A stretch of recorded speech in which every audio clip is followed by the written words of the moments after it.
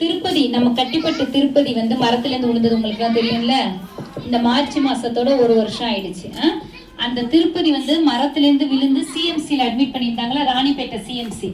அப்ப வந்து திருப்பதிக்கு ஆப்ரேஷன், தலையில ஆப்ரேஷன் பண்ணணும்னு டாக்டர் சொல்லி ஆப்ரேஷன் பண்ணி திருப்பதியை வந்து அங்க அட்மிட் பண்ணியிருக்காங்க. அப்ப நாங்க என்ன பண்ணணும், சென்னையிலேருந்து நாங்களாம் வரும்போது அப்படியே ராணிப்பேட்டை சிஎம்சியில போய் திருப்பதியை பார்த்துட்டு இங்க ஊருக்கு வரலாம் அப்படின்னு சொல்லிட்டு நாங்க திருப்பதியை பார்க்கறதுக்காக ராணிப்பேட்டை சிஎம்சிக்கு நாங்க எல்லாரும், நாங்க எப்பயும் வருவோம்ல 5 பேரும், நாங்க எல்லாரும் போனோம் திருப்பதியை பார்க்க. அப்ப திருப்பதியை பார்க்கவும் அவனுக்கு எங்க தலையில தானே ஆப்ரேஷன் பண்ணியிருந்தாங்க. அப்ப அவன் வார்டுல ஃபுல்லா யாரெல்லாம் அட்மிட் பண்ணியிருப்பாங்க, தலையில அடிப்பட்டவங்கள அட்மிட் பண்ணியிருப்பாங்களா. ஏன்னா எந்தெந்த ஆப்ரேஷனோ அவங்கவுங்க தான் அங்கங்க இருப்பாங்க. அப்ப அவன் வார்டுல ஒரு 10 பெட் இருக்கு, 10லயும் தலையில அடிப்பட்டவங்க இருந்தாங்க. நாங்க பாட்டுக்க போய் திருப்பதியை பார்த்துட்டு நல்லா ப்ரேயர் பண்ணிட்டு ஏசு மருந்தெல்லாம் தேய்ச்சிட்டு நல்லா இருப்பா, நீ சீக்கிரம் வீட்டுக்கு வந்துடுவேன்னு சொல்லிட்டு நாங்க வரோம். பக்கத்து திருப்பதி பெட்டுக்கும் பக்கத்து பெட்ல சந்தோஷ்னு ஒரு தம்பி, அந்த தம்பி 9வது படிக்கிற தம்பி, நல்லா கேட்டுக்கோங்க, 9வது படிக்கிற சந்தோஷங்கிற தம்பி வண்டியில போயிருக்கிறோம். 9வது படிக்கிற டியூஷனுக்கு போயிருப்பான் போல இருக்கு. வண்டி ஆக்சிடென்ட் ஆகி கீழே விழுந்து மண்டையில அடிபட்டு கிடக்குறான். எப்படி கோமா ஸ்டேஜ். கோமா ஸ்டேஜ்னா என்னன்னு தெரியுமா? என்ன கோமா நிலைன்னா என்னன்னு சொல்லுவாங்க? தலையில வந்து அடிபட்டு நினைவு போயிரும், நினைப்பு போய் என்ன நடக்குதுன்னு தெரியாம டெட் பெட்ல இருக்கிற மாதிரிதான் கோமா நிலைன்னு சொல்லுவாங்க. அது நமக்கு தெரியாது, நினைவே இருக்காது. 9வது படிக்கிற அந்த பையன் கோமா நிலையில பக்கத்துல கிடக்குறான். வாயிலெல்லாம் டியூப், கையெல்லாம் கட்டி வச்சிருந்தாங்க. நாங்க போ அந்த பையனுக்கு அவ்வளவு அழகான நல்ல அழகான பையன், கையெல்லாம் கட்டி வச்சிருந்தாங்க. ஏன்னா அந்த பையன் லைட்டா கூட இப்படி திரும்பிடக்கூடாது. கோமால அவனுக்கு எதுவுமே இல்லை, பிளட் எல்லாம் லீக் ஆயிட்டு இருக்கு, காதுல இருந்து ரத்தம் வடியுது, அங்கங்க ரத்தம் இதாகுது. அவனுக்கு ஆப்ரேஷன் பண்ற சூழ்நிலையும் இல்ல. கோமா நிலையில இருக்கிற அந்த தம்பியோட பெட் அங்க பக்கத்துல. நாங்க போய் திருப்பதிக்கு ப்ரேயர் பண்ணும் போது அந்த தம்பியோட அம்மா வந்து, ஐயோ ஐயா வந்திருக்கீங்களே, என் பையனுக்கும் கொஞ்சம் ப்ரேயர் பண்ணிட்டு போங்க, என் பையனும் இப்படி கோமா நிலையில இருக்காங்க, ஆஸ்பத்திரில இருந்து வீட்டுக்கு தூக்கிட்டு போக சொல்லிட்டாங்க, எங்களுக்கு என்ன பண்றதுன்னே எங்களுக்கு தெரியல, வீட்டுக்கு கூட்டிட்டு போனா எங்களால வச்சு பார்க்க முடியாது. ஏன்னா ஆஸ்பத்திரினா அந்த மூச்சு வர மிஷினு அதெல்லாம் ஆஸ்பத்திரியில இருக்கும், வீட்டுல இருக்குமா? அதெல்லாம் வீட்டுல இருக்காது இல்லையா. ஆனா டாக்டர் என்ன சொல்ல, இங்க எத்தனை நாள் நீங்க வச்சுன்னா பெட்டுக்கு தான் காசு வேஸ்ட், நீங்க அவனை வீட்டுக்கு கூட்டிட்டு போய் வச்சுட்டு இதே செட்டப் 5 லட்சம் அது வாங்கணும், அந்த இதெல்லாம் அப்படி அது வாங்கணும், அதை வீட்டுல வாங்கி வச்சுக்க அவங்களால முடியுமா? இப்போ உங்களுக்கு 5 லட்சத்துக்கு ஒரு மிஷின் வாங்கி வைக்க சொன்னா நீங்க வைக்க முடியுமா நம்மளால?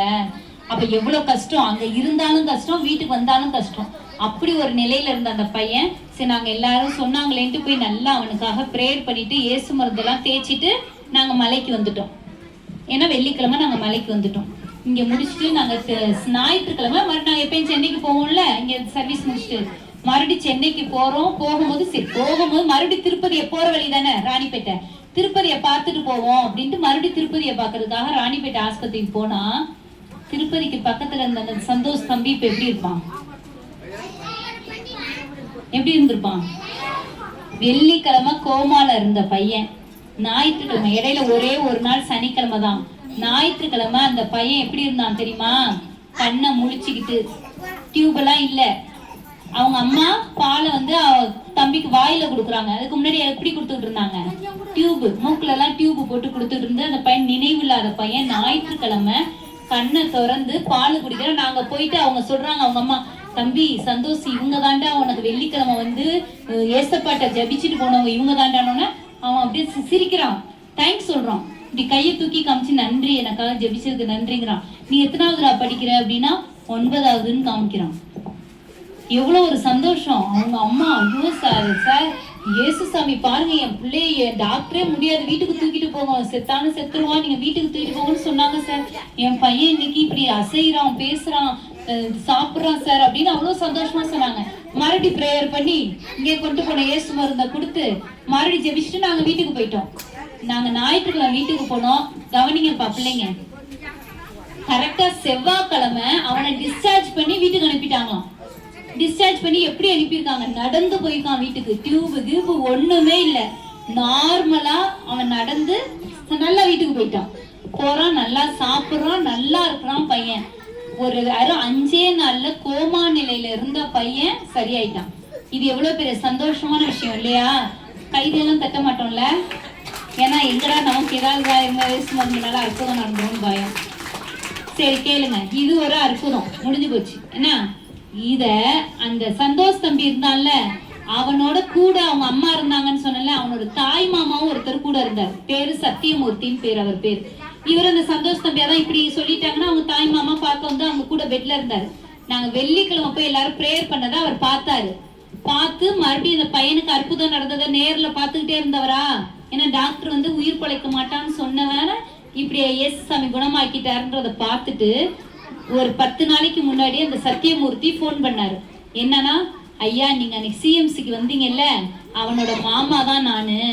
இயேசு சாமிய மருமையன் அந்த சந்தோஷம் எப்படி குணமாக்குனாருன்னு எனக்கு தெரியும். அவன் எனக்கு நல்லா ஓடி ஆடி திரியிறான், ஸ்கூலுக்கு போறான், நல்லா இருக்கான், எந்த பிரச்சனையும் இல்லை.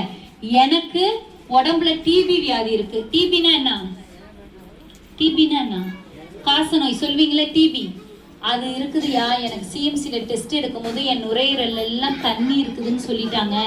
எனக்கு என்ன பண்றதுன்னு தெரியல. சின்ன வயசு அவருக்கு 2 சின்ன பிள்ளைங்க இருக்காங்க.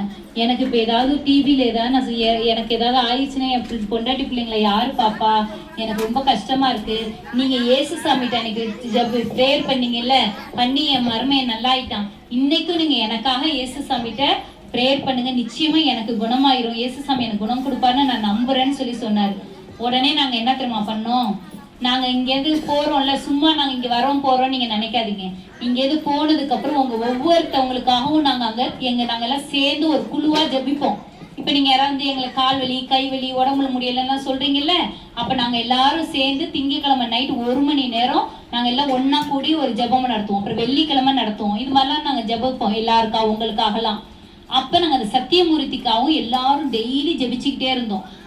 அவருக்கு சரியா இருந்த ஏசப்பா அப்படின்னு சொல்லி ப்ரேயர் பண்ணோம் பாருங்க. இப்ப நாங்க மலைக்கு வர்றதுக்கு ஒரு 2 நாளைக்கு முன்னாடி மறுபடியும் அவர் போன் பண்ணி, ஐயா நான் டாக்டர்கிட்ட போனேன், 10 நாளைக்கு அப்புறம் என்னை டெஸ்ட்டுக்கு மறுபடியும் வர சொன்னாங்க. இப்ப போய் டெஸ்ட் எடுத்தா டாக்டர் 2 டெஸ்டையும் வச்சு பார்த்துட்டு, என்ன உனக்கு நுரையீரல தண்ணியையும் காணும், ஒன்னையும் காணும், டிபியும் இல்லை, ஒன்றும் இல்லையா உனக்கு?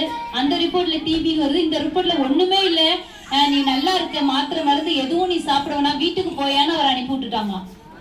யார? சத்தியமூர்த்தி அவங்க மாமாவுக்கு. அவருக்கு இப்ப டிபி வியாதியே இல்லை. அவர் சந்தோஷமா சொன்னாரு, ஐயா அந்த மலையில போய் நீங்க போறீங்கல்ல, இந்த மலை அங்க போய் என்னோட சாட்சியை சொல்லுங்க. அவர் திருவண்ணாமலை மாவட்டம், அவர் திருவண்ணாமலையில இருக்காரு. என் சாட்சியை சொல்லுங்க ஐயா, எனக்கு இது மாதிரி இருந்துச்சு, இப்ப ஒரு வியாதி இல்லை, எதுவுமே இல்லைன்னு அந்த ஏசப்பா எனக்கு சுகமாக்கிட்டாரு, எந்த மாத்திரை மருந்தும் சாப்பிடாமையே. நீங்க மலையில போய் என்னோட சாட்சியை சொல்லுங்கன்னு சொன்னனாலதான் இப்ப இன்னைக்கு அந்த அவரோட சாட்சியை நாங்க உங்கள்கிட்ட சொல்றோம். இந்த உயிர்த்தெழுந்த நாளைக்கு இன்னைக்கு இவ்வளவு நல்ல ஒரு ஆண்டவர் இந்த சாட்சியை கேட்டு செய்ததுக்கு நம்ம ஆண்டவருக்கு நன்றி சொல்லுவோம். கைத்தட்டி நன்றி சொல்லுவோமா? வேகமா கைத்தட்டோம், தப்பு கிடையாது.